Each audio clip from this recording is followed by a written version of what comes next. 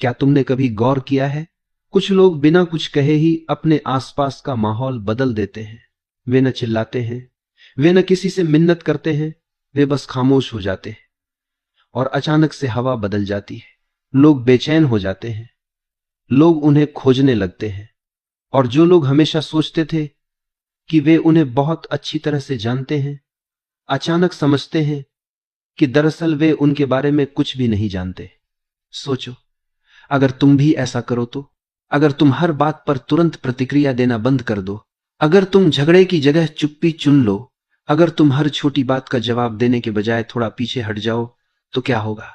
यही असली राज छुपा है। जब तुम हर समय उपलब्ध रहना छोड़ देते हो, भावनाओं में, शब्दों में, शरीर और मन दोनों से, तो लोगों के हाथ से तुम्हें नियंत्रित करने का साधन निकल जाता है, क्योंकि वे तुम्हें हमेशा तुम्हारी प्रतिक्रिया से पकड़ते आए हैं। कभी तुम्हारे गुस्से से, कभी तुम्हारी जल्दी जल्दी हां कह देने की आदत से, कभी तुम्हारे डर से। लेकिन जिस दिन तुमने ये डोरें काट दी, उस दिन खेल बदल जाता है, और उसी दिन लोग यह महसूस करते हैं कि उन्होंने कभी तुम्हें समझा ही नहीं था। जब तुम अचानक अनुपलब्ध हो जाते हो, कौन घबराता है, कौन गुस्से से तिलमिला उठता है, कौन बार बार कोशिश करता है कि तुम्हें उकसाकर फिर से वही पुराना भाव निकाल ले। यह सब उनके बारे में बहुत कुछ बता देता है, और तुम्हारे बारे में भी। सच तो यह है कि तुम अब तक अपनी ऊर्जा ऐसे लोगों पर खर्च करते आए हो जो उसके योग्य ही नहीं थे।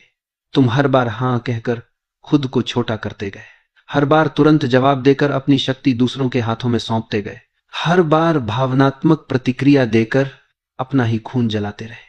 और दिन के अंत में तुम्हारे पास क्या बचता है?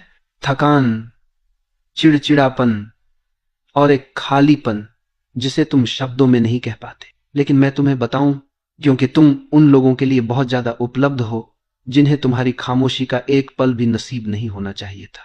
यह जो मैं कह रहा हूं, इसका अर्थ यह नहीं कि तुम दुनिया से मुंह मोड़ लो। इसका अर्थ यह है कि तुम पहले खुद को चुनो। महान संतों ने कहा है, सच्चा अनुशासन है स्वयं को पहचानना। जब तुम यह समझ जाते हो कि चुप्पी हजार बहसों से ज्यादा ताकतवर है, तो तुम्हारे भीतर एक नई शक्ति जन्म लेती है। जब तुम पीछे हटते हो, भागने के लिए नहीं बल्कि होश में आने के लिए, तो वह पीछे हटना एक तपस्या बन जाता है। तो अब मैं तुमसे पूछता हूं, कब तक तुम दूसरों की भावनाओं से बंधे रहोगे? कब तक हर बार कठपुतली की तरह नाचते रहोगे जब कोई तुम्हारे घाव पर हाथ रख दे? क्या अब समय नहीं आ गया कि तुम उन डोरियों को काट दो, थोड़ा रहस्यमय बन जाओ? क्योंकि जिस दिन तुम हमेशा उपलब्ध रहना बंद कर दोगे, उसी दिन से सब कुछ बदलना शुरू हो जाएगा। बचपन से हमें यही सिखाया गया है, हमेशा हां बोलो, सबको खुश रखो, जल्दी जवाब दो, लोग नाराज न हो। और धीरे धीरे हमें यह भ्रम दे दिया गया कि हमारी कीमत सिर्फ इसी में है कि हम कितने उपलब्ध हैं। लेकिन असलियत बिल्कुल उल्टी है। बहुत अधिक उपलब्ध होना कोई पुण्य नहीं है, यह तो कैद खाना है। जितना तुम उपलब्ध होते हो, उतना ही तुम दूसरों के हाथों का खिलौना बन जाते हो। लोग तुम्हें एक बटन की तरह इस्तेमाल करते हैं। जब ध्यान चाहिए, तुम्हें दबा देते हैं। जब दिल बहलाना है, तुम्हें ढूंढ लेते हैं। जब उन्हें सहारा चाहिए, तुम्हें याद कर लेते हैं। और काम पूरा होते ही तुम्हें किनारे रख देते हैं। कितनी बार तुमने सिर्फ इसलिए मुस्कुराया क्योंकि तुम ना कह नहीं पाए? कितनी बार तुमने थकान के बावजूद जवाब दिया क्योंकि डर था कि कोई नाराज न हो जाए? कितनी बार तुमने अपनी सच्ची भावना छुपा ली सिर्फ इसलिए कि कोई तुम्हें ठुकरा न दे? यही है आत्मत्याग, यही है खुद से धोखा, और यही है वह जाल जिसमें आज ज्यादातर लोग फंसे हुए हैं। यहां तक कि हमारी ऊर्जा भी असीमित नहीं है। हर हां, हर प्रतिक्रिया हमारे भीतर से कुछ निकाल ले जाती है, और जब यही ऊर्जा बार बार व्यर्थ खर्च हो जाती है, तो हम खोखले हो जाते हैं। लोगों को तुम्हारी परवाह नहीं है, उन्हें सिर्फ तुम्हारी उपयोगिता चाहिए, तुम्हारा साथ, तुम्हारा सहारा, तुम्हारी संवेदना, बस उतनी देर तक जब तक उन्हें जरूरत है। लेकिन जिस दिन तुम सीमाएं खींचते हो, जिस दिन तुम कहना शुरू करते हो, बस अब और नहीं, उसी दिन वे लोग तुम्हें बदला हुआ, अजीब और ठंडा कहने लगते हैं। असल में तुम नहीं बदले, बस अब तुम उनके लिए उपयोगी नहीं रहे।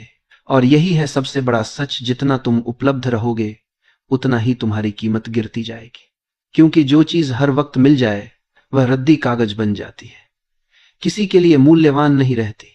किसी चीज की इज्जत तब होती है जब उसे पाने के लिए मेहनत करनी पड़े, और तुम जब हर समय मौजूद हो तो कोई तुम्हारी कीमत क्यों मानेगा। तो अब तुम सोचो, तुम्हारा समय किसे देना चाहिए? तुम्हारा ध्यान, तुम्हारी उपस्थिति, तुम्हारी सुनवाई, किसे सच में इसके योग्य मानते हो?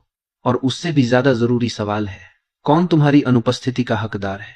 लेकिन इस सवाल का जवाब देने से पहले हमें समझना होगा कि हम इतने जल्दी प्रतिक्रिया क्यों दे देते हैं। हम हर बार क्यों झुक जाते हैं?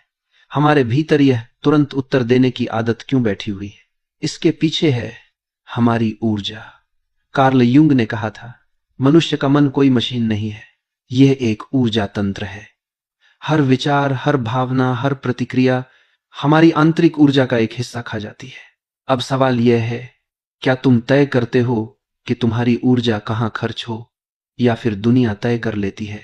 जब तुम किसी की बेकार सी आलोचना का जवाब देने लगते हो, जब तुम किसी की उकसाहट पर तुरंत फट पड़ते हो, जब तुम उन लोगों को खुश करने में लगे रहते हो जो तुम्हें कोई कद्र ही नहीं देते, तो दरअसल तुम अपनी जीवन ऊर्जा वहीं लुटा रहे हो जहां से तुम्हें कुछ वापस नहीं मिलने वाला। युंग ने कहा था, जिसका तुम विरोध करते हो वह और मजबूत होता जाता है।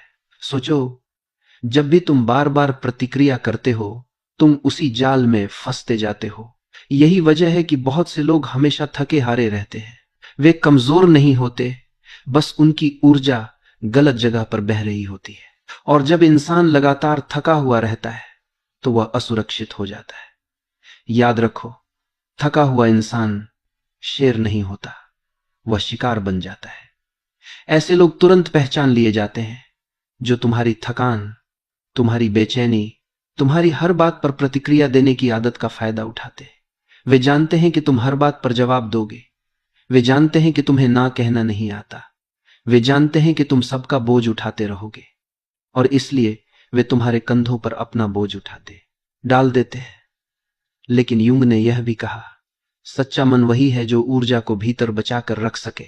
इसका मतलब है, न कहना सीखो बिना अपराध बोध के, चुप रहना सीखो बिना डर के, देखना सीखो प्रतिक्रिया देने से पहले, क्योंकि असली ताकत प्रतिक्रिया में नहीं है, बल्कि सही समय पर सही कदम उठाने में है। कितनी बार तुम पूरी रात सो नहीं पाए किसी अधूरी बातचीत को सोचते हुए?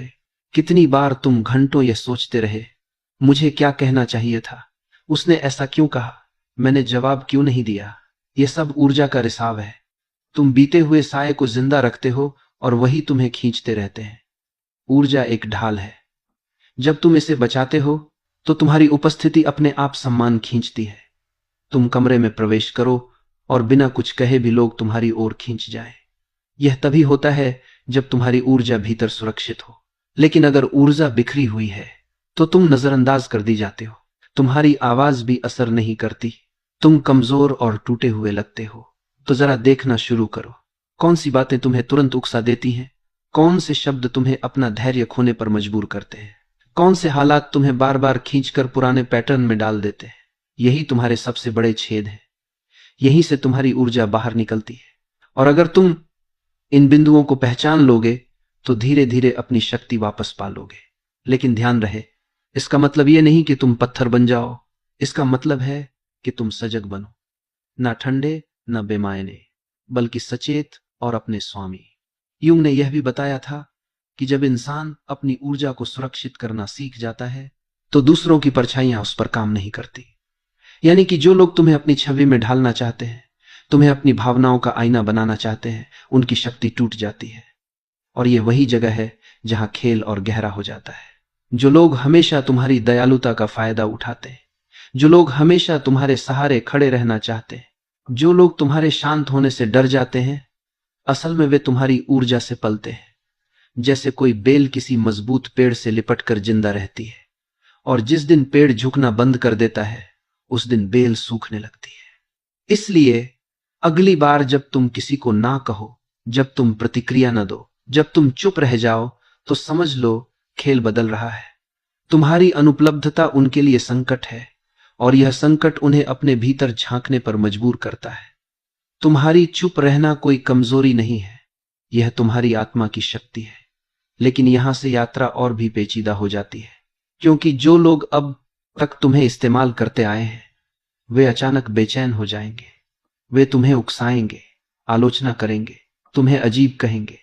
असल में समस्या तुम में नहीं है, समस्या यह है कि अब तुम उनके खेल का हिस्सा नहीं हो। और यही है अगला कदम। जब तुम सचेत चुप्पी में जाते हो, जब तुम प्रतिक्रिया देना बंद कर देते हो, तो दुनिया की सबसे गहरी चालें तुम्हारे सामने खुलने लगती है। मौन का खेल।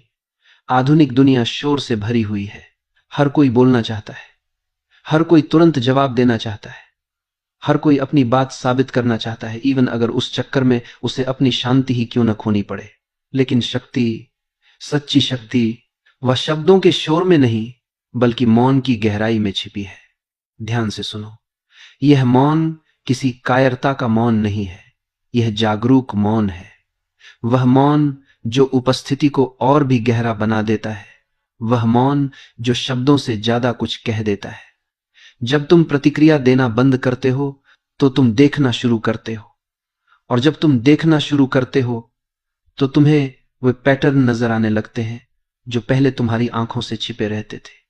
कितनी ही बार तुम देखते हो, वही लोग, वही स्थितियां, वही खेल बार बार दोहराए जाते हैं। मौन में बैठकर यह सब साफ हो जाता है, और जब साफ दिखने लगता है तो तुम्हारे भीतर जागरूकता पैदा होती है।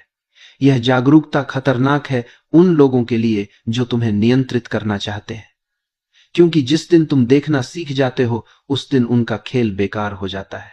तुमने ध्यान दिया होगा, कुछ लोग बेकरार हो जाते हैं जब तुम जवाब नहीं देते, जब तुम सफाई नहीं देते, जब तुम अचानक खामोश हो जाते हो। यह उनकी याद नहीं होती, यह उनका डर होता है, क्योंकि तुम्हारा मौन उनकी कहानी को छीन लेता है। जब तक तुम बोलते रहते हो तुम खेल में फंसे रहते हो, लेकिन जिस दिन तुम चुप हो जाते हो तुम नियम बदल देते हो। और यह असंतुलन उन लोगों को पागल कर देता है जो तुम्हारी हर प्रतिक्रिया पर जीते आए थे। समझ लो, सच्चा मौन आवाज की कमी नहीं है, सच्चा मौन है अपनी ऊर्जा पर अधिकार। यह है वह चुनाव कि किस युद्ध में उतरना है और किस युद्ध को छोड़ देना है। व्यक्ति बनने के लिए दूरी चाहिए, क्योंकि सिर्फ मौन में ही तुम अपनी आवाज सुन सकते हो, दुनिया के शोर से मुक्त होकर। लेकिन इस मौन की भी एक कीमत है। कुछ लोग तुमसे दूर हो जाएंगे, कुछ कहेंगे तुम ठंडे हो, अजीब हो, कुछ कहेंगे तुम घमंडी हो, पर सच यह है कि वे लोग कभी तुम्हें समझना चाहते ही नहीं थे। वे तुम्हें सिर्फ अपनी जरूरतों की नजर से देखते थे।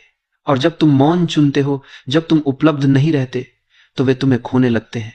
लेकिन सुनो, तुम दूसरों को नहीं खो रहे, तुम खुद को पा रहे हो, धीरे धीरे।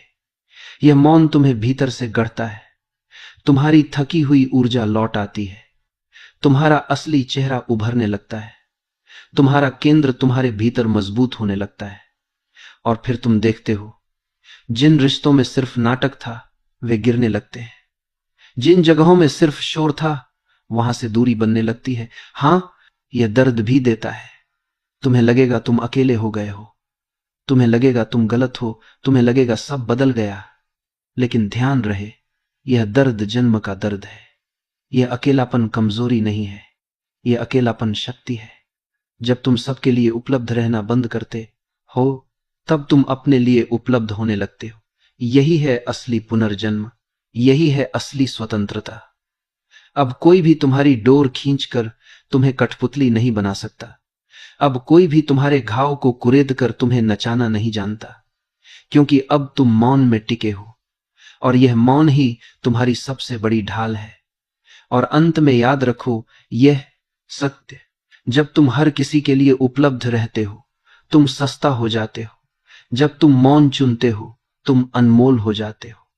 दुनिया में हर चीज जिसकी भरमार हो जाती है उसकी कीमत गिर जाती है, और जो दुर्लभ होता है वह सम्मान पाता है। तो अपने मौन को दुर्लभ बनाओ, अपनी उपस्थिति को कीमती बनाओ, अपनी ऊर्जा को बचाओ, क्योंकि यही है जीवन का सबसे बड़ा अनुशासन, और यही है तुम्हारी असली आजादी।